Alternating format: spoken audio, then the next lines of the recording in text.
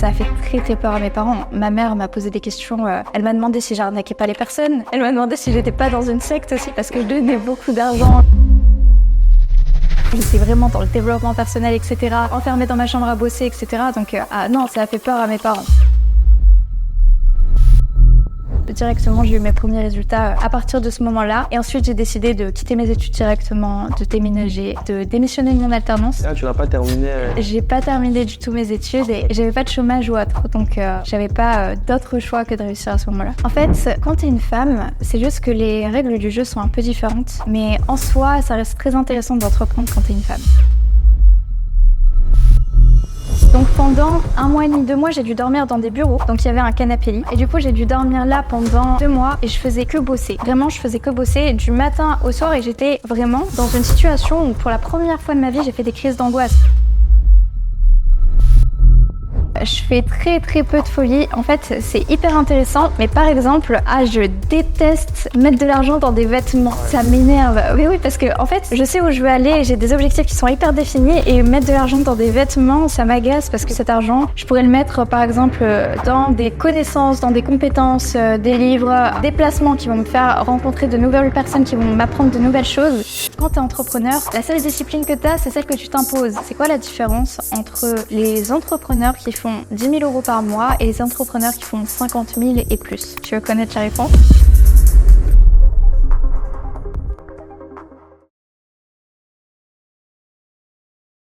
Bonjour à toutes et à toutes, bienvenue sur ce podcast Impacting Talk. Comme vous le savez, ici nous accueillons au quotidien des personnes aux parcours inspirants qui partagent avec nous leurs réussites, mais aussi leurs échecs et surtout leurs conseils. Mais avant tout les amis, j'ai une chose à vous demander. Veuillez liker cette vidéo, vous abonner à la chaîne et la partager. Ne gardez pas ça que pour vous. Les amis, aujourd'hui, j'ai l'immense plaisir d'être en compagnie de Laura Godin. Laura, comment vas-tu? Super, merci de m'avoir invité. C'est un honneur en tout cas de pouvoir faire ce podcast avec toi. Le plaisir est partagé, Laura. Pour ceux qui ne te connaissent pas, est-ce que tu veux bien te présenter rapidement? Ouais, carrément. J'ai une agence spécialisée en tunnel de vente et en système d'acquisition depuis 3 ans et demi approximativement. Et donc, on aide les entrepreneurs à automatiser leur vente et leur prospection. Ok. Et qu'est-ce que tu faisais à la base? De quelle étude, de quelle étude tu es issu avant de faire ça en fait? Alors, j'ai été jusqu'au master. J'ai fait toutes mes études en commerce. Et au master, j'étais en alternance au pôle marketing d'une grande entreprise. Et finalement, je me rendais compte que la vie des personnes autour de moi ne m'inspirait pas, donc j'ai décidé de me lancer avant de terminer la fin de mes études en master. Ok, donc juste avant d'obtenir ton diplôme, tu entreprenais déjà à côté? Ouais, lors de mon M2, lors de ma 2e année de master, ouais. Et tu faisais quoi? Tu étais déjà dans les tunnels de vente ou pas encore? Tu faisais peut-être autre chose avant? Non, c'est ça, je faisais les tunnels de vente, j'étais dans les tunnels de vente.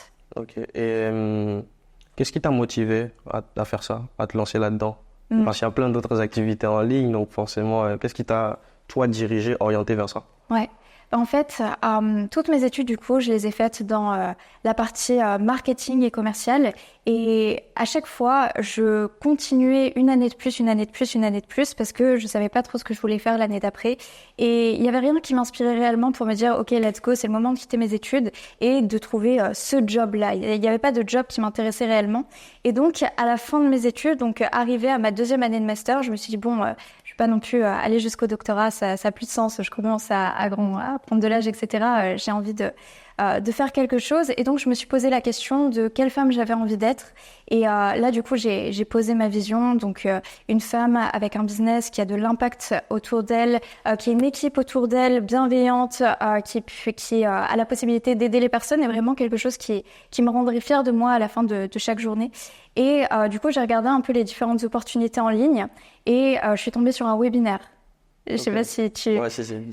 On a tous un peu vécu ça, je pense. Et en fait, à la fin du webinaire, donc c'était un webinaire sur les tunnels de vente, et ils ont dit le prix qui était à 1 600 €. Et moi, j'étais en alternance, donc je gagnais 800 € par mois à ce moment-là. Ouais.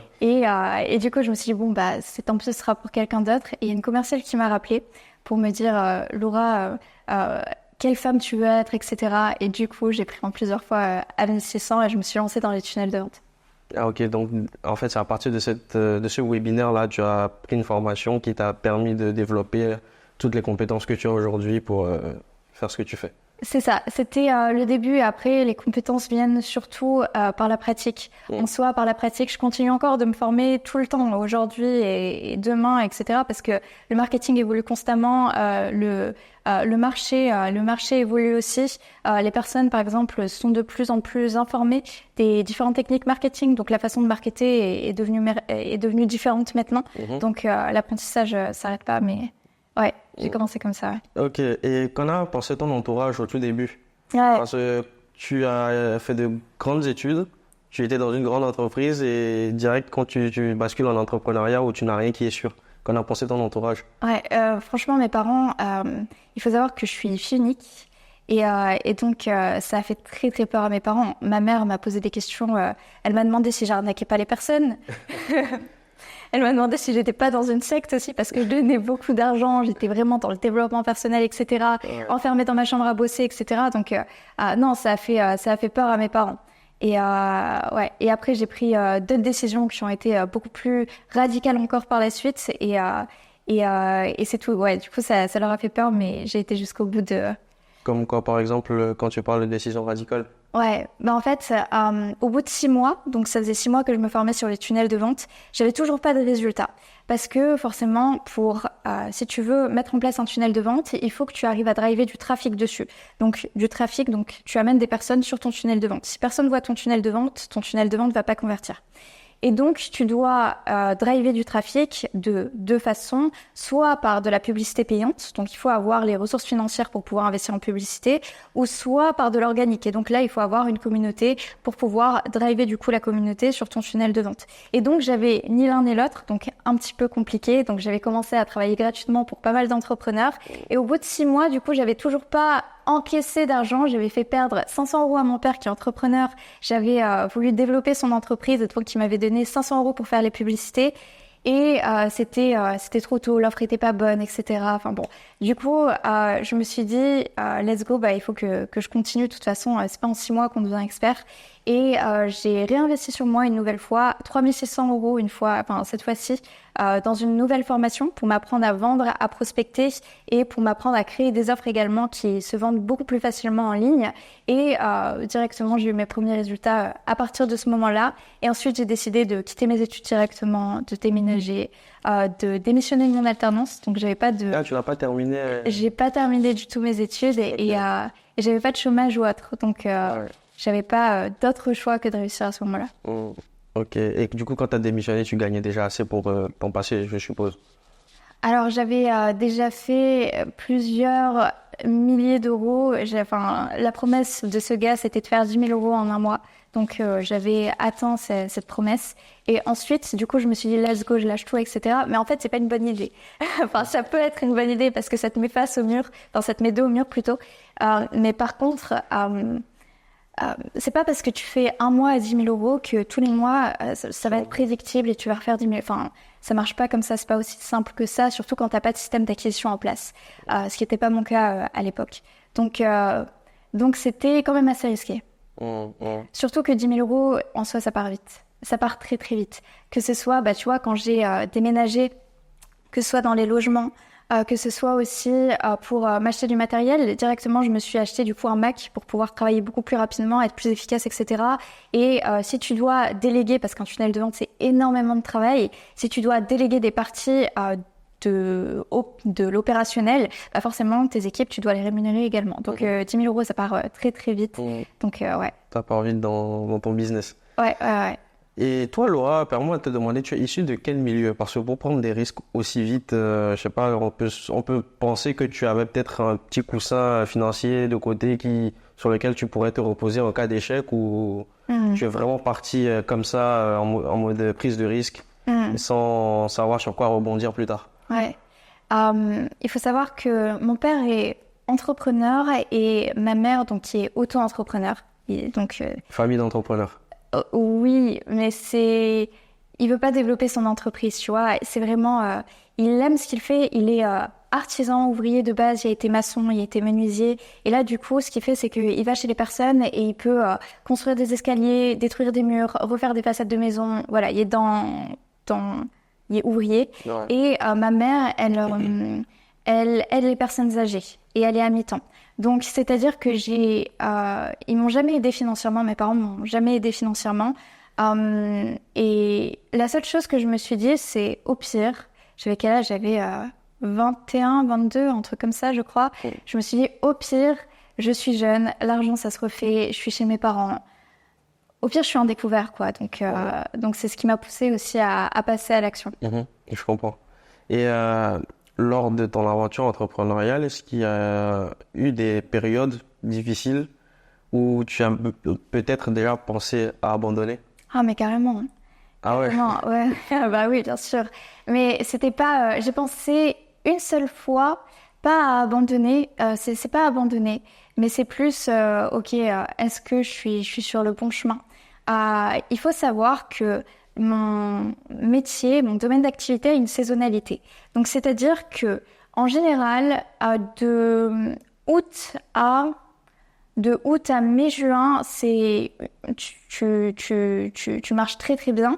Et ensuite, juin, juillet, c'est un enfer. Si t'as pas de système d'acquisition et si tu prévois pas le coup, tout le monde est en vacances, personne n'a envie de mettre en place des tunnels de vente, etc.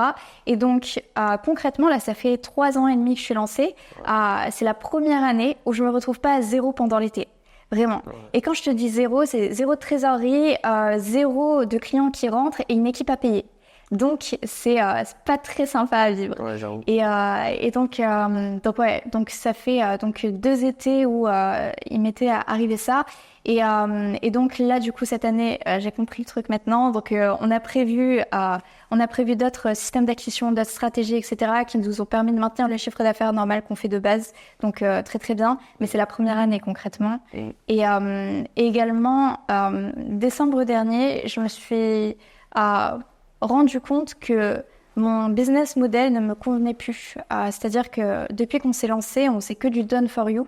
Donc, on faisait tout pour les clients. On mettait en place le système d'acquisition dans son intégralité, que ce soit les publicités, rédaction du tunnel de vente, intégration, automatisation, les mails, on faisait tout. Et on s'occupait de toute la stratégie sur 6 mois minimum. Donc, le client n'avait rien à faire. Et donc, c'est énormément de travail. Et donc, ça veut dire que tu as une capacité d'absorption client qui est assez faible. Et donc, si tu sélectionnes pas les bons clients, bah, ton chiffre d'affaires, tu le payes derrière. Donc, c'est assez compliqué. Et surtout qu'en Done for You, les personnes ont énormément d'attentes et te délèguent aussi beaucoup de responsabilités de leur business. Donc, c'est vraiment pas quelque chose de facile à gérer, que ce soit émotionnellement, au niveau de l'équipe, etc. Globalement, ça a été, on a apporté plein de résultats à plein de personnes, mais c'est beaucoup apporté. Franchement, c'est beaucoup apporté. Et donc, à la fin de l'année dernière, je me suis retrouvée franchement épuisée.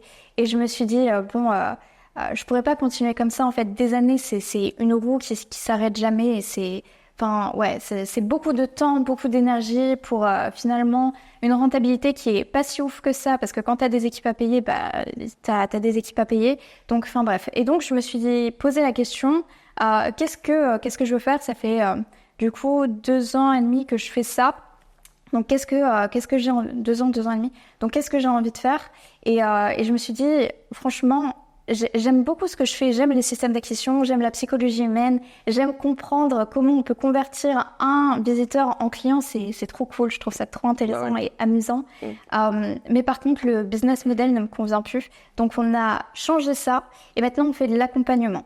Donc c'est-à-dire qu'on a simplifié au maximum tous les process, on fait en sorte que les systèmes d'acquisition soient délivrés en 5 jours top chrono. Donc c'est-à-dire que dès qu'ils démarrent avec nous, ils ont directement l'onboarding, enfin un rendez-vous de positionnement avec eux pour utiliser le bon message auprès du coup de leur marché. On identifie les différentes ressources disponibles chez l'entrepreneur et on les utilise du coup pour lancer le tunnel de vente directement en 5 jours. Comme ça, ils ont des résultats rapidement et ensuite on les accompagne sur les 90 jours restants pour pouvoir optimiser leur système. Donc, nous, de notre côté, ça nous demande beaucoup moins de charges en termes d'équipe, en termes d'outils, etc. Enfin, c'est beaucoup plus simple. Et donc, ça nous permet de tourner vraiment quasiment en automatique avec notre système d'acquisition actuel. Ok, c'est très, très, très élaboré tout ça. Et toi, quels ont été les défis que tu as pu rencontrer en tant que femme entrepreneur dans ton activité? Hmm. Est-ce qu'on t'a souvent fait comprendre que tu étais une femme et que c'était peut-être pas ta place ou je sais pas, est-ce que Hmm. il y a eu des cas de figure comme ça? En fait, quand tu es une femme, c'est juste que les règles du jeu sont un peu différentes. Mais en soi, ça reste très intéressant d'entreprendre quand tu es une femme. Dans le sens où les inconvénients, ça va être... Et c'est même pas des inconvénients, ça dépend juste de la façon dont tu regardes les choses. Euh, mais effectivement, il y a des personnes qui peuvent te sous-estimer, mais c'est très très cool. Parce que ça veut dire que enfin, c'est des personnes qui vont pas se méfier de toi et ils vont pas te... ils vont plus facilement te partager des choses et ils vont te partager. Quand je parle de partager des choses, ça va être des astuces business par exemple. Ils vont te partager leur stratégie, etc. Et moi derrière, j'entends ça et je sais que je suis attentive, je regarde ce qui marche et je reproduis ce qui marche. Donc il y a moins de méfiance, il y a plus de personnes qui t'aident aussi. Franchement, quand t'es une femme, t'es beaucoup plus facilement aidée par les hommes entrepreneurs par exemple qui ont plus de succès que toi. Et c'est vraiment cool. Enfin, c'est très bienveillant, je trouve, Ok. globalement, parce que je pense qu'ils te voient pas directement comme une concurrence. Donc, ils sont beaucoup plus OK de te partager les stratégies, les chiffres, etc. Et je pense que les personnes voient que je travaille beaucoup aussi. Donc, je sais que les résultats que j'ai, les résultats que j'aurai par la suite, c'est parce que franchement, je travaille énormément et je lâche rien. Donc, c'est aussi, je pense, qui donne l'envie aux personnes de façon générale de pouvoir t'aider. Donc, à partir du moment où tu montres que tu veux vraiment réussir, que tu es prête à vraiment travailler pour ça, tu vas trouver de l'aide et ce ne sera pas un problème, peut-être un avantage d'être une femme dans l'entrepreneuriat. Et est-ce que tu en rencontres souvent des femmes? Est-ce que tu trouves qu'aujourd'hui, elles ne se lancent pas assez ou elles devraient plus se lancer? Mhm. Je trouve que il y a de plus en plus de femmes qui se lancent, donc ça c'est très cool. Maintenant, c'est vrai que les femmes se posent beaucoup plus de questions et sont beaucoup plus émotionnelles. Donc je le vois par exemple dans les femmes qu'on accompagne, on a besoin de travailler aussi sur leur perception, on a besoin de vraiment leur faire changer d'angle de vue pour les amener à passer à l'action plus facilement, parce que c'est plus compliqué pour elles, il y a plus de blocages de façon générale. Donc, je pense qu'il y en a de plus en plus qui se lancent, sauf qu'on les voit pas assez parce qu'elles ont du mal à passer à l'action. Mm. Mm. Je pense qu'en regardant ce podcast, elles pourront passer à l'action juste après. Euh, du coup, tout à l'heure, tu parlais des tunnels de vente. Euh, pour quelqu'un qui ne connaît pas les tunnels de vente, en quoi ça consiste? Mhm. Quels sont les intérêts pour un entrepreneur d'en avoir un? Ouais. Un tunnel de vente, ça va permettre d'éduquer, de qualifier et de motiver la personne qui va se retrouver du coup sur ta page web. Donc, si vous ne connaissez pas ce que c'est, si vous n'avez pas de clarté sur ce que c'est un tunnel de vente, quand vous regardez par exemple sur Instagram, Facebook, que vous scrollez et que vous voyez des publicités et que vous cliquez sur en savoir plus, en général, on vous demande vos coordonnées et ensuite vous arrivez sur une page avec une vidéo, avec un commercial qui vous rappelle, ou alors la possibilité de réserver un rendez-vous et ensuite on va vous vendre quelque chose ou alors vous qualifier pour voir si vous êtes la bonne personne pour vous vendre quelque chose. Et donc, tout ça, c'est mon métier. Donc, que ce soit la stratégie, la publicité, les mots qu'on va utiliser, etc., tout ça, c'est ce qu'on fait. Et ah oui, et ta deuxième question, c'est à quoi ça va servir du coup Ou est l'intérêt d'un entrepreneur, du coup, d'en avoir un, de venir te voir, par exemple? En fait, un entrepreneur, en général, surtout ouais, non, à toute étape de l'évolution finalement. Euh, hmm.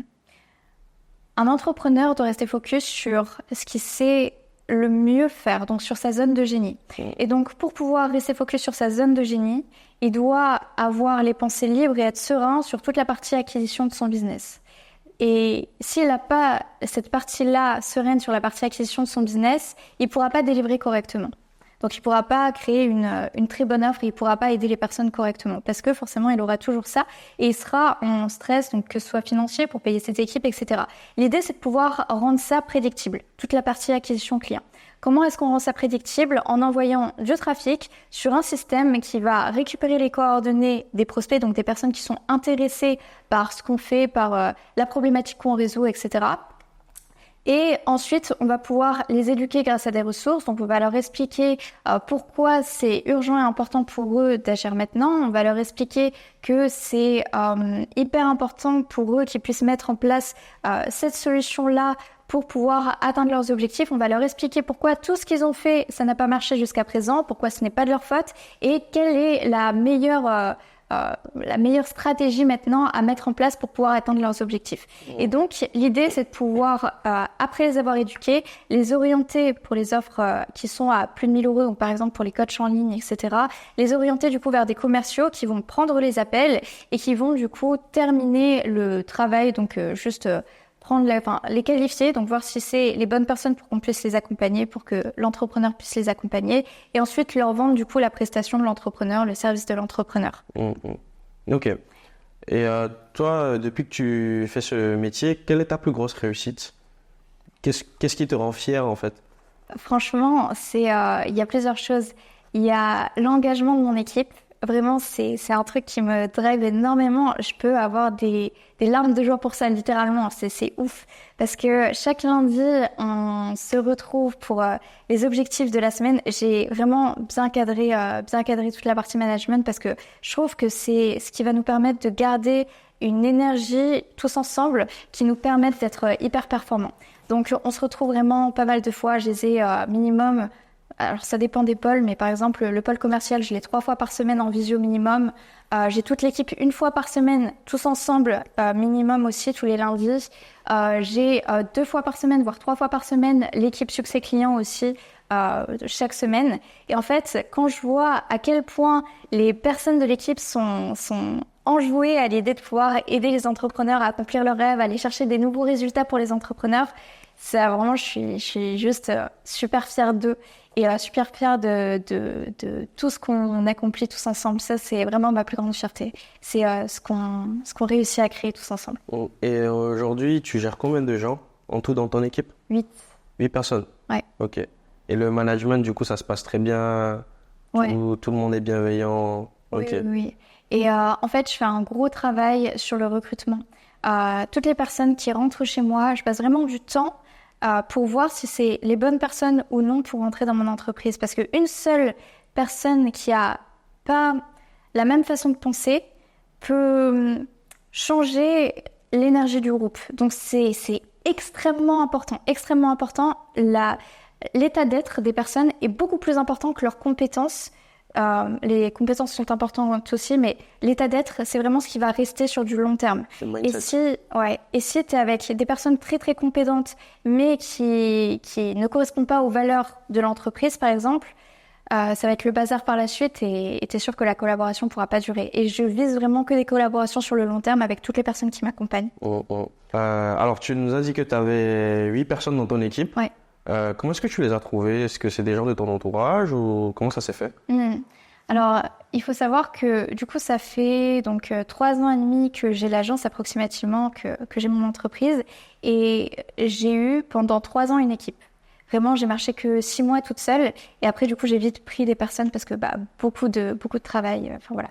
Et donc, à chaque fois, ce que j'ai fait, c'est que je me suis posé la question, quel est le type de profil qui me ferait gagner le plus de temps, quelles ressources je suis prête à lui allouer, donc en termes de temps, en termes d'argent, également quels sont les objectifs si on travaille ensemble, concrètement en quoi je serais satisfaite de la relation sur 30 jours, sur 90 jours, et quel est le type de profil en termes d'état d'être et de compétences que je veux avoir dans mon équipe. Et donc, je définis mes valeurs, je définis les questions qui vont me permettre de voir si la personne a les mêmes valeurs que moi et la même vision que moi pour qu'on avance du coup dans le même chemin. Et une fois que j'ai défini ça, en fait, je vais en parler autour de moi. Donc, soit au niveau de mon réseau, en général, les A-players connaissent d'autres A-players. Donc, je vais me diriger vers des personnes pour qui j'estime qu'ils ont déjà ces qualités-là, etc. Et je vais leur demander s'ils connaissent d'autres personnes. En fait, le recrutement, c'est comme l'acquisition de clients. C'est hyper intéressant. Et c'est pareil pour le management. Le management de clients, c'est comme le management de l'équipe. c'est de la même façon. C'est hyper intéressant. C'est que des schémas qui se répètent. Et là, du coup, pour la partie recrutement, pour en revenir à la partie recrutement, donc, soit je me dirige vers des A-players, je leur demande de me recommander d'autres A-players, ou soit, ce que je fais, c'est que je vais en parler, par exemple, sur mes réseaux, mais je vais leur faire une fiche avec un questionnaire, du coup, à remplir. Donc, ils remplissent d'abord le questionnaire. Ensuite, ils ont un appel avec moi. Ça dépend si on a beaucoup de candidatures. Si on a beaucoup de candidatures, par exemple, on a fait un recrutement de commerciaux récemment. Ce qu'on a fait, c'est qu'on a demandé à tous les commerciaux, donc on les a sourcés dans des agences qui forment les commerciaux, par exemple. Donc, on a envoyé un mail à toutes ces agences-là, parce que forcément, c'est là où vont se trouver les personnes qu'on veut dans notre équipe. Et on leur a demandé de remplir tous un questionnaire. Ensuite, on les a tous envoyés en appel d'onboarding, les questionnaires les plus pertinents, on les a envoyés en appel d'onboarding de groupe avec un membre de mon équipe. Donc, dans l'appel d'onboarding, on vérifie avec eux, du coup, qu'ils ont la bonne vision, que les missions leur conviennent. On leur donne, du coup, le plan. Donc, sur la première semaine, il va se passer ça, c'est une mission test. Il y a toujours une mission test sur qu'est-ce qui va faire que vous validez la mission test, qu'est-ce qui va faire que vous échouez la mission test sur les 30 prochains jours, du coup, il va se passer ça. Donc, la semaine d'après, vous aurez telle mission, etc. Ce qu'on attend de vous sur 30 jours, ce qu'on attend de vous sur 90 jours. Et également, ensuite, on leur fait passer à l'action sur la mission test. Une fois que la mission test a été réalisée, on refait un appel de groupe et on sélectionne, du coup, les personnes avec qui on va pouvoir travailler sur les 30 jours. Et à la fin des 30 jours, on part sur un contrat avec rémunération, etc. Ok, très, très intéressant. Est-ce que tu fais des promesses pour ceux qui viennent souscrire à tes services? Ouais, tu leur promets des chiffres d'affaires ou... Ouais. Alors, nous, on a la promesse de de les aider à construire un système d'acquisition prédictible et rentable en 90 jours et ensuite ils ont une garantie. Donc s'ils n'atteignent pas minimum un x3 sur ce qu'ils ont investi chez nous en 90 jours, on continue de les accompagner gratuitement sur les 2 mois supplémentaires après la fin du contrat. Et s'ils n'ont toujours pas fait un x3, alors on leur rembourse intégralement ce qu'ils ont investi chez nous. Ok. Jusque-là, tout s'est toujours bien passé? Ouais. Ça marche. Y a-t-il des personnes qui t'ont inspiré, qui ont été des sources d'inspiration pour toi? Ouais, carrément. Mon père m'inspire beaucoup par sa bienveillance. Il est extrêmement bienveillant, c'est extrêmement soucieux du bien-être des personnes, de ses clients. Il va toujours faire en sorte que ce soit le plus arrangeant et le plus gagnant-gagnant dans toutes les relations qu'il crée autour de lui. Et ça, c'est vraiment quelque chose qui m'inspire parce que je pense que c'est comme ça qu'on crée des relations long terme. Mais aussi, il va beaucoup donner. Il va pas avoir peur de donner beaucoup d'amour, beaucoup d'attention, beaucoup de ce qu'il peut donner finalement pour créer des vraies relations profondes avec les personnes. Et est-ce qu'il y a aussi éventuellement d'autres entrepreneurs pas forcément. Ouais, par exemple, Laila Hormozi m'inspire beaucoup. Je sais pas si tu connais. C'est la femme d'Alex Hormozi. Ouais. Elle m'inspire énormément sur sa façon de communiquer, sur sa façon de gérer ses équipes, ses émotions. Je regarde quotidiennement des vidéos d'elle. Je trouve ces vidéos très intéressantes. Ouais, il paraît qu'elle déchire. Yes. Et tu lis des bouquins? Tout à l'heure, tu parlais de psychologie, comprendre un peu la mentalité des humains. Ouais. Est-ce que tu lis des bouquins? Ouais. J'essaie d'en lire plus. J'en lisais beaucoup quand j'ai démarré et après, je me suis focus sur autre chose. Ça, c'est vraiment une erreur que je vois beaucoup et que j'ai tendance à faire aussi. C'est que au début, quand on se lance, on met plein de trucs en place, on fait de la visualisation. Bon, en tout cas, pour mon cas, moi, on fait de la visualisation, on lit des livres, on fait du sport, on se lève tôt, etc. Et après, du coup, on se sent bien, on a des super résultats et on lâche. Et on lâche, du coup, toute la routine et tout ce qui nous a permis justement d'arriver là. Ouais. Et du coup, c'est hyper intéressant parce que ça fait, du coup, des cycles comme ça qui fait que, forcément, tu vois que ton énergie baisse, etc. Donc, tu dois recommencer ta routine. Et après, du coup, tu arrives à un moment où tu as beaucoup de résultats, beaucoup d'énergie, donc tu relâches et Enfin bref, donc voilà. Et ta question, c'était est-ce qu'on lit des livres? Est-ce que je lis des livres? Donc, j'ai lu pas mal de livres au début. Là, je continue à en lire un peu. J'essaie de faire un chapitre par jour. Comme ça, c'est pas trop pour moi et ça me permet de gérer aussi au niveau de mon temps. Si tu devrais nous faire un top 3? Alors, ça dépend En fait, c'est hyper intéressant de conseiller des livres. Je pense que ça dépend de ce que recherchent les personnes. Si les personnes qui regardent ce podcast, par exemple, sont des personnes qui se lancent, ça va être plus intéressant pour eux de lire, par exemple, des livres comme Réfléchissez et devenez riche, qui m'a beaucoup aidé. Je l'ai lu peut-être 4 fois, c'est même plus. Pensez comme un millionnaire aussi. Très très bien ce livre. Il t'aide vraiment à te remettre aux questions sur qui tu es, qui tu veux être, de quelle façon tu penses, quels sont tes schémas, etc. Donc très bon livre également. Si c'est des entrepreneurs qui sont un peu plus avancés, il y a un livre sur les OKR, c'est mesurer tout ce qui compte, qui est très très bien aussi. Donc comment se fixer c'est plus que des objectifs du coup, mais des objectifs key result, donc objectifs que tu peux mesurer. Ok. Objectifs, sous-objectifs, etc. Ouais. Et est-ce que tu as une routine spéciale? Souvent, les entrepreneurs font part de leur routine sur les réseaux. Est-ce que toi, tu en as une qui t'aide à rester productive et meilleure dans ton domaine? Ouais. Alors, avant, ce que je faisais, c'est que j'avais une routine vraiment très, très, très stricte. C'est-à-dire que je me levais à 5 heures du matin. Je faisais de la visualisation. J'allais courir. Peu importe en hiver, etc., j'allais courir.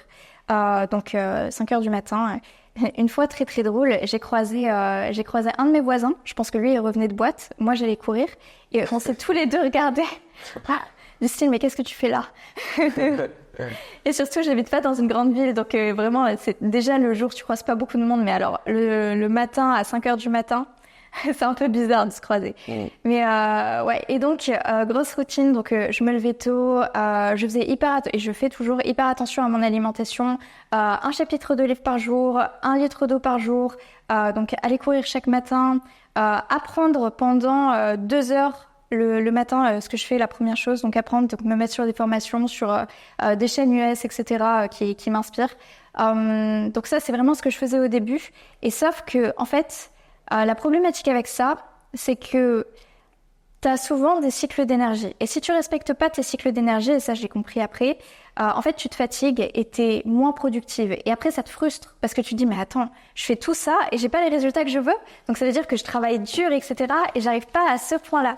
Et donc en comprenant ça, ce que je fais maintenant, c'est que je respecte et les saisonnalités de mon activité. Donc par exemple en été, je vais être un peu plus slow que à partir de septembre, je sais que on envoie et c'est ce que je dis à toute l'équipe. Je leur dis franchement, si vous voulez poser des jours, vous faites ce que vous voulez en été.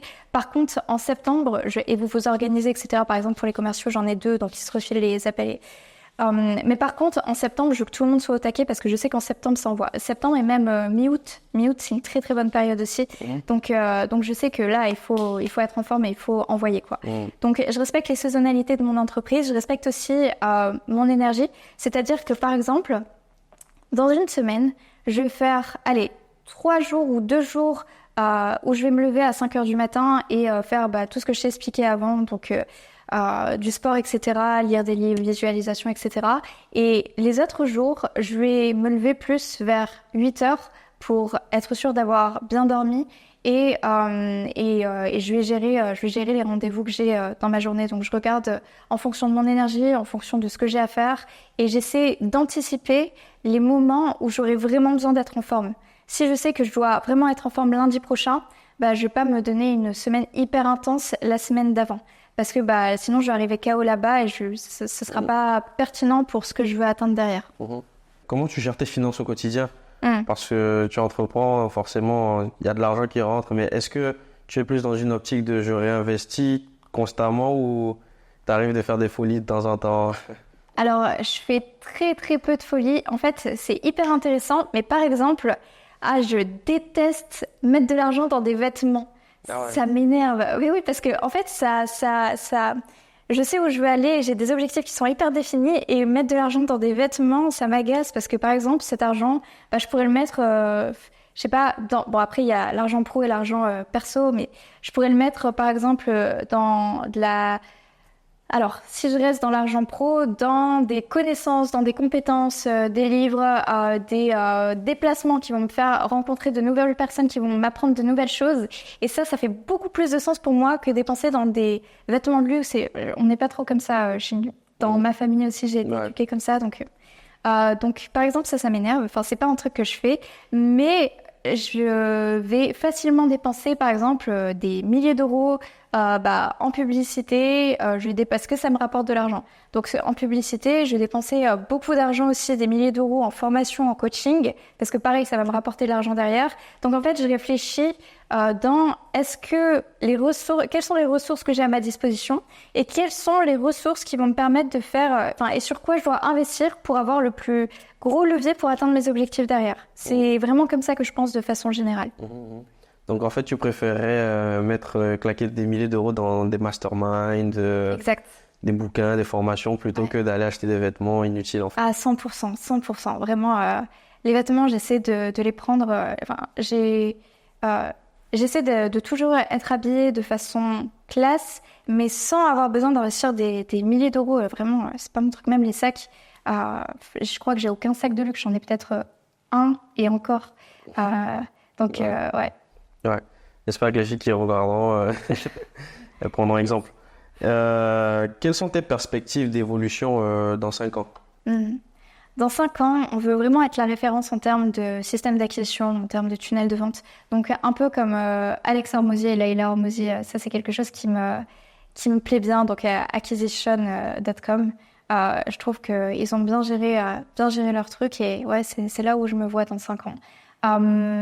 Et dans 5 ans, je sais que j'aurai créé d'autres business aussi qui feront partie d'un écosystème complet. Donc, c'est-à-dire que là, actuellement, j'ai Système Athena, qui est du coup la partie accompagnement d'entrepreneurs pour créer des systèmes d'acquisition prédictibles et rentables.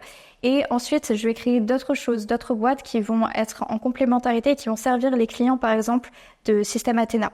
Il y aura ça, il y aura aussi, et ça, c'est ce que je commence à faire aussi, très peu d'entrepreneurs que je vais accompagner en Done for You et en consulting, et je vais prendre du coup un pourcentage de leur chiffre d'affaires et après je vais m'associer avec eux. Ça, c'est vraiment la vision et c'est ce que je commence déjà à faire. Et également, je pense que à ce moment-là, j'aimerais être de moins en moins sur les réseaux, mais juste intervenir en tant que speaker à des événements ou autres. Tu as dit que plus tard tu avais bien envie d'être speaker lors de conférences et de t'effacer un peu des réseaux sociaux. Ouais. Pourquoi ce choix alors que tu fais du marketing digital et que tu dois être vu en ligne, vu de tous? Ouais. Très concrètement, aujourd'hui, je dois faire des publicités, donc je dépense vraiment plusieurs milliers d'euros en publicité, donc il y a beaucoup de personnes qui me voient tous les jours en publicité.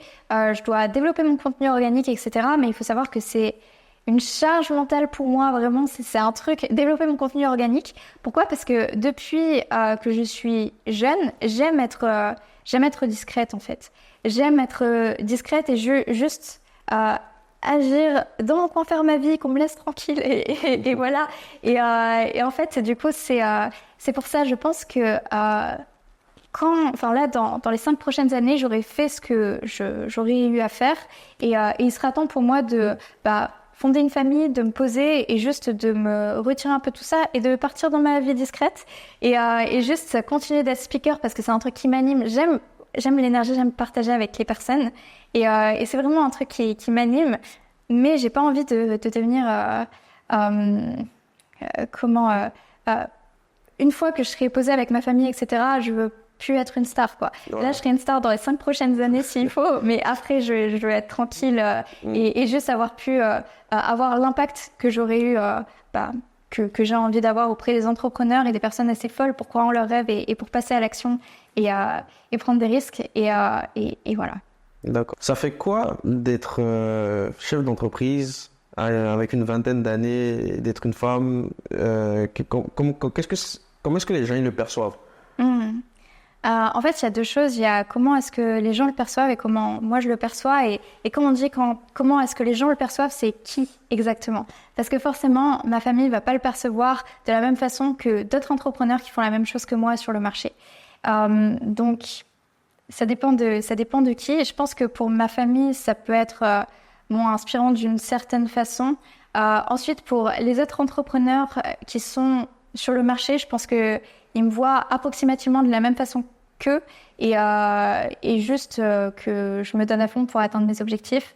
Et moi, la façon dont je me perçois en tant que femme chef d'entreprise d'une vingtaine d'années, c'est plus dans c'est bien, mais c'est vraiment par rapport à la vision que j'ai, c'est pas encore ce qui m'anime. Je trouve ça trop bien.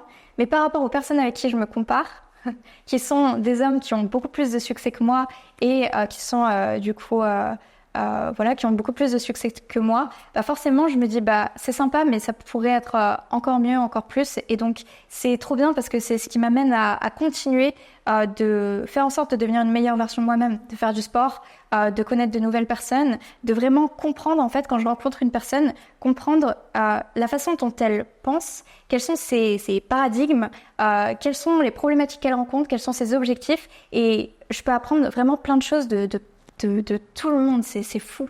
Et voilà, et bref, et être une meilleure personne, donc regarder où va mon temps, regarder où va toutes les ressources qui sont à ma disposition. Donc c'est ce qui continue en tout cas à maintenir cette flamme que j'ai à l'intérieur de moi pour me lever chaque jour et me dire let's go, aujourd'hui je vais encore aider plein de personnes, ça va être trop cool, je vais voir mon équipe, on va se faire plein de sourires toute la journée, au-delà de travailler ensemble, et ouais, c'est très cool. Oh. Ok. Et tes copines, qu'est-ce qu'elles en pensent?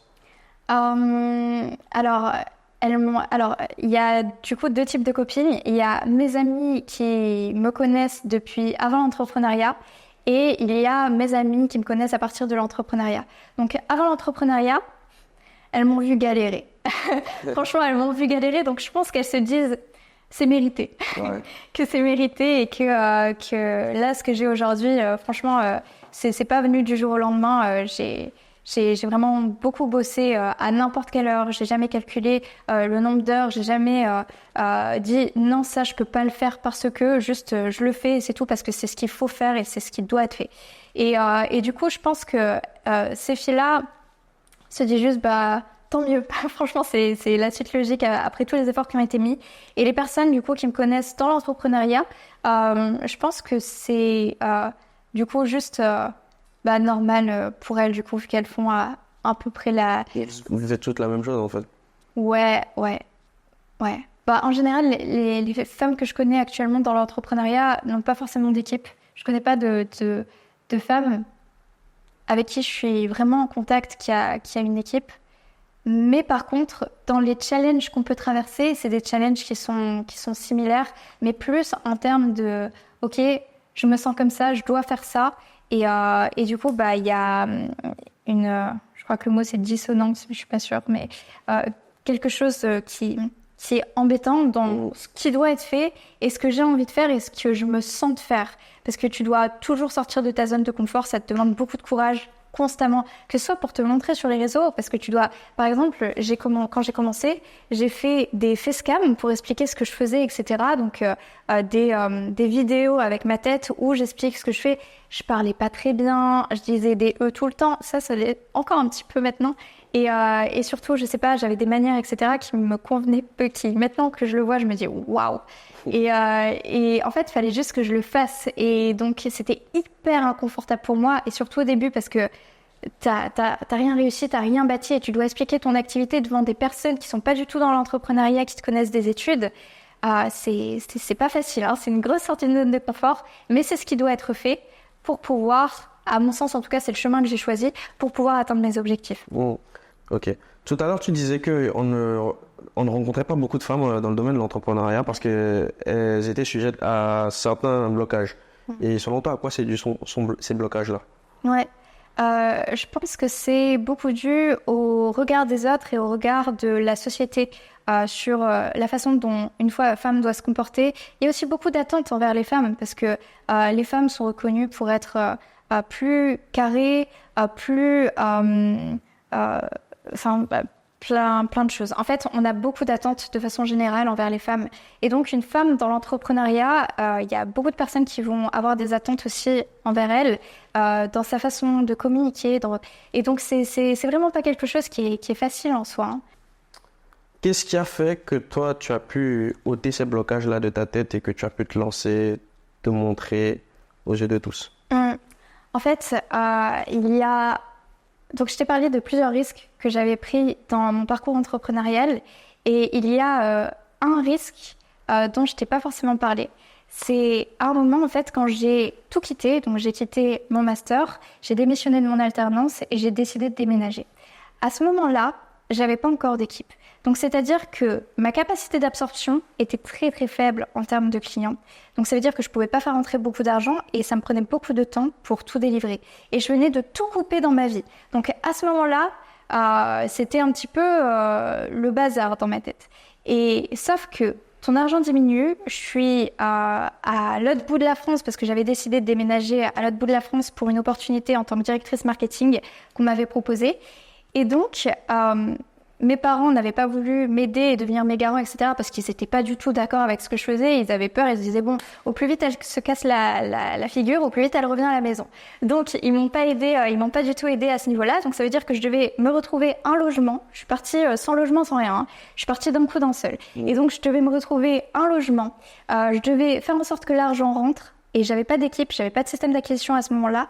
Et je devais faire en sorte que mes clients soient délivrés et bien délivrés. Donc, autant dire que c'était pas hyper facile.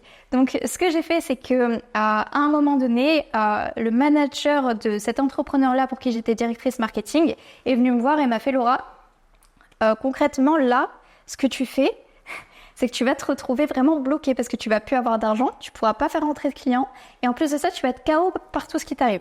Donc, il m'a dit, repose-toi, tu vas rester dans les bureaux pendant quelques temps. Et le temps que tu te trouves un appartement, que tu délivres tout le monde et que tu fasses rentrer du coup de nouveaux clients et que tu fasses rentrer du cash. Donc pendant 1 mois et demi, 2 mois, j'ai dû dormir dans des bureaux. Donc il y avait un canapé lit, donc c'est bon, mais c'était pas un, enfin c'est pas un canapé lit, c'est un canapé qui se déplie avec le. Okay. Ouais, je comprends. Ouais. Et du coup, j'ai dû dormir là pendant 2 mois et je faisais que bosser. Vraiment, je faisais que bosser du matin au soir et j'étais vraiment dans une situation où pour la première fois de ma vie, j'ai fait des crises d'angoisse parce que je me suis dit, mais je suis arrivée au bout de mon master. Donc, c'est une situation que beaucoup de personnes envient dans la société. Et en fait, j'ai démissionné, j'ai tout arrêté pour quelque chose qui m'a rapporté de l'argent 1 mois. Et je suis partie chez mes parents, donc mes parents, ils vont sûrement pas m'aider. Et là, je suis juste SDF. Je suis juste SDF, je peux pas faire rentrer d'argent, je dois délivrer plein de monde. Et donc, à partir de ce moment-là, je me suis concentrée, j'ai fait le tri, abstraction de tout ce qui m'arrivait et j'ai délivré les clients. J'ai fait des vidéos, du coup, sur Instagram, il y avait des IGTV à ce moment-là, dans lesquelles j'apportais de la valeur. Donc, vraiment, concrètement, je prenais une feuille, je notais un titre qui correspondait à la problématique ou une problématique que rencontrent mes prospects pour que ça capte leur attention directement. Et ensuite, je mettais les différents points que je voulais aborder. Je posais mon téléphone sur la table et je mettais record et je record pendant 5 minutes en impro comme ça en suivant les différents points. Ouais. Parce que je m'étais formée quand même, donc je connaissais mon sujet. Okay. Mais du coup, j'ai apporté de la valeur comme ça en ligne, juste parce que j'avais pas le choix, en fait. J'avais pas le choix, et ça m'a bien sorti de ma zone de confort. Donc, il y avait ça. Et pour les personnes qui sont pas forcément dans une situation aussi extrême, ce que je fais, c'est que je me projette sur la finalité et l'intention que je dois avoir quand je communique sur les réseaux sociaux. C'est-à-dire que l'intention que je dois avoir en tête, c'est pas qui va me regarder, enfin voilà, c'est pas tout ça. Ça va être plus de quelle façon je peux aider les personnes et quelle est la meilleure façon pour moi d'aider ces personnes et c'est quoi vraiment le 20-80 des informations qui va leur permettre de peut-être avoir un déclic ou de changer la perception sur un angle de ce qu'ils font et qui vont leur permettre d'avancer plus rapidement et leur faire gagner du temps. Et ça s'est bien passé dès le début quand tu es arrivé sur les réseaux? Non, franchement, au tout début, j'étais encore du coup en études et dans mon master, les personnes se moquaient de moi, hein, concrètement. Mais oui, mais moi je m'en fiche parce que franchement, j'avais tellement de clarté sur là où je voulais aller, et je leur en voulais même pas. Je me suis juste dit que on ne vit pas les mêmes choses, on a des perceptions qui sont complètement différentes et c'est vraiment 100% ok. C'est juste que eux, ils sont dans un autre paradigme, ils vivent d'autres choses et ils ont d'autres objectifs et moi, j'ai les miens et c'est normal parfois on se comprend pas parce que ce que je fais pour eux, c'est bizarre. Donc, bien sûr qu'ils se posent des questions, bien sûr que ça peut être peut-être drôle pour d'autres, mais c'est vraiment ok. C'est juste que on n'a pas la même vision des choses. Et tu l'as pas mal vécu? Non, pas trop. En fait, j'étais trop focus sur ce que je voulais faire pour mal vivre quoi que ce soit. Vraiment, je me disais juste, c'est ok, juste on vit pas les mêmes choses, on ne voit pas les mêmes choses de la même façon. Différentes réalités. Yes. Ça marche. Bon, on a presque fini le podcast, mais est-ce que tu as des anecdotes à nous raconter par rapport au business ou peut-être tu nous as dit l'essentiel déjà? Des anecdotes par rapport au business. Est-ce que tu peux me donner un thème? Euh, sur, je sais pas, la productivité, le développement de ton activité, peut-être des gens qui n'ont pas cru en toi, mais qui ont retourné leur veste. Ok. Euh, alors, j'en ai deux. J'ai une question qu'on m'a posée que j'ai trouvée hyper intéressante que j'aimerais partager. J'ai un ami. Ah, d'ailleurs, punaise, ça, je peux le partager. Si jamais vous voulez euh, un truc qui marche bien pour rester productif au long terme, c'est d'avoir un accountability partner. Je sais pas si tu connais. Non, dis-moi. En gros, c'est une personne qui est approximativement au même niveau que toi, voire peut-être un peu plus avancée si tu peux, et qui a les mêmes ambitions, les mêmes objectifs que toi, et qui est vraiment dans ce truc de let's go, je suis là pour mettre en place des actions, etc. Et voilà. Et une personne qui t'inspire. Et l'idée, c'est que vous deux, vous devenez accountability partner, donc chaque mois, vous partagez vos objectifs, comme si finalement tu étais un membre de son équipe et qui était un membre de ton équipe. C'est ce que je fais avec les personnes de mon équipe, par exemple. Donc tous les mois, de la clarté sur les objectifs, toutes les semaines, de la clarté sur ce qui a été effectué la semaine d'avant et ce qui doit être effectué du coup la semaine du coup qui est en cours. Et également chaque jour un end of the day, donc un rapport de ce que vous avez effectué dans la journée avec les liens. Par exemple, j'ai rédigé toute ma strate de contenu, voici le lien. Et en fait, l'autre personne comme ça peut être inspirée par des actions que tu mets en place. Ça peut vous permettre aussi de brainstormer ou vous poser des questions entre vous ou alors d'avoir un regard extérieur sur ce que tu es en train de mettre en place. Est-ce que tu pars dans la bonne direction? Est-ce que tu mets ton temps dans des trucs qui vont pas te rapporter d'argent, qui vont pas t'aider à atteindre tes objectifs? Et en fait, vraiment avoir cette vision-là et aussi avoir ce truc de « Ok, je dois rendre des comptes à quelqu'un » parce que quand tu es entrepreneur, la seule discipline que tu as, c'est celle que tu t'imposes. Tu dois pas aller tous les matins, ça dépend ce que tu fais mais et ton fonctionnement, mais tu dois pas en général aller tous les matins à un bureau à 9h, etc., etc. Donc le fait justement de se mettre cette discipline-là, je pense que ça t'aide à être beaucoup plus productif et à aller chercher tes objectifs beaucoup plus rapidement et aussi à être dans cette énergie-là de toujours progresser, devenir la meilleure version de soi-même et vraiment aller de l'avant. Ok. Donc ça, c'est intéressant. Et si tu veux, j'ai aussi deux autres trucs qui peuvent être intéressants peut-être à partager. Dis-moi. C'est teasing. En gros, donc, j'ai cet ami-là qui m'a, cet accountability partner, qui m'a posé une question. Il m'a dit, pour toi, Laura, c'est quoi la différence entre les entrepreneurs qui font 10 000 euros par mois et les entrepreneurs qui font 50 000 et plus? Tu veux connaître la réponse? Vas-y. En gros, ça va être leur offre, enfin leur business model. Donc, business model, je comprends du coup la capacité d'absorption, donc combien de clients tu peux absorber chaque mois. Ça va être ta capacité à générer du trafic sur un système d'acquisition et le système d'acquisition que tu as mis en place.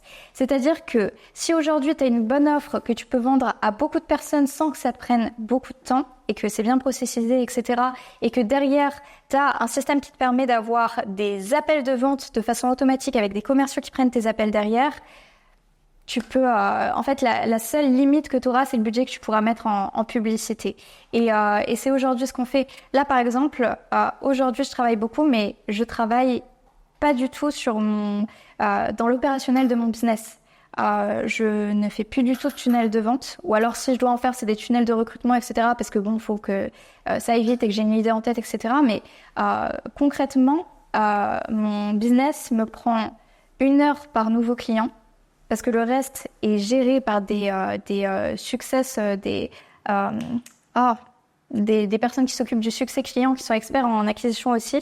Ouais. Et chaque mois, je fais un call de groupe avec tout le monde et de temps en temps, je réponds du coup aux messages. Si je vois qu'il y a des problématiques, auxquelles, je sais pas, mon équipe à 7h du matin, ils sont pas connectés, je suis connectée, je réponds dans le Slack, quoi.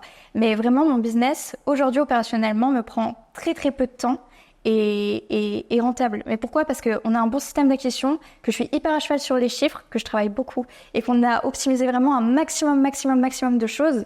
Et c'est ça qui fait qu'aujourd'hui, la seule limite, c'est combien on peut investir en ads concrètement et de quelle façon on peut gérer l'absorption client pour que ça reste au maximum qualitatif et leur permettre vraiment d'obtenir des résultats dès qu'ils rentrent avec nous dans les premiers jours de l'accompagnement. Donc ça peut être intéressant à partager. Et dernière chose qui peut être intéressante à partager, c'est le fait de travailler avec ses amis. Est-ce que c'est une bonne idée ou pas une bonne idée? Ah, très bonne question, parce que j'ai eu plusieurs profils et j'avais des réponses plus ou moins différentes en fonction des profils. Toi, quelle est ta réponse par rapport à cette question? Je pense que quand tu travailles avec une personne, il faut que vous ayez une vision commune, il faut que vous ayez des valeurs communes et également qu'il y ait quand même un rapport, un positionnement entre les deux personnes qui est bien établi. Donc c'est-à-dire que les personnes qui travaillent dans mon équipe sont des personnes qui travaillent avec moi, ils ne travaillent pas pour moi, ils travaillent avec moi, mais par contre, la personne qui prend les décisions, ça va toujours rester moi. Et en fait, ça, c'est hyper important de garder ce rapport-là. Et en fait, la problématique parce que j'ai déjà testé, je dis ça parce que j'ai déjà testé de travailler avec des amis, et à chaque fois, c'est la même problématique. En fait, c'est au niveau du rapport et de la vision qu'il y a des diversités, parce que au niveau du rapport, la personne t'a vu comme une amie, vous êtes peut-être sortis en boîte et je sais pas trop quoi, etc. Et donc, elle a pas du tout cette vision de « Ok, je dois lui rendre des comptes. Ok, je dois être connectée le lundi, etc. etc. » Bon. Et l'idée, c'est que même toi, dans ta façon de manager, personnellement, je suis quand même assez... Dubitative. En fait, quand je manage, je suis claire sur ce qu'il faut faire, sur les deadlines, il faut faire quoi, il faut le faire quand, et pourquoi ça n'a pas été fait. Et donc, c'est très très différent d'une relation que tu as avec une amie. Et donc, mettre ce modèle-là avec une amie, ça peut parfois être compliqué également, justement par rapport à ce rapport. Je ne sais pas si j'ai bien expliqué, j'ai été un peu longue dans mon explication. Non, mais si j'ai compris, définir le qui fait quoi, c'est très important aussi. C'est ça. Ouais, ok. Et qui prend les décisions, et enfin voilà. Ça marche. Un dernier mot pour la fin peut-être, ou... Dernier mot pour la fin. Si tu devrais t'adresser à nos auditeurs, nos auditrices qui nous regardent. C'est quel type de profil qui te regarde? Des 25-34 ans, plus d'hommes que de femmes, mais j'espère qu'on va ramener aussi des profils féminins avec cette interview. Donc, Ok, trop bien. Je pense que ce qui peut être intéressant, c'est toujours se poser la question de quelles sont mes ressources existantes, quels sont mes objectifs et quel est le plus gros domino, l'action qui va me permettre d'atteindre mon objectif le plus simplement et le plus rapidement possible. Parce que des fois, on se perd vraiment dans plein de stratégies, etc. Franchement, juste identifier ces 3 éléments-là, mettez en place un plan d'action, une stratégie, vous vous y tenez et vous ne bougez pas tant que ça n'a pas porté ses fruits ou tant que vous n'avez pas été jusqu'au bout. Ok. Merci beaucoup Laura. Ce fut un plaisir de te compter parmi nous aujourd'hui. Très bien les amis, comme vous avez pu le voir, le podcast il était lourd, il y avait beaucoup de valeur. Donc comme je l'ai demandé au tout début, likez la vidéo, abonnez-vous si ce n'est pas déjà fait et partagez-la. Et moi je vous dis ciao, à la prochaine.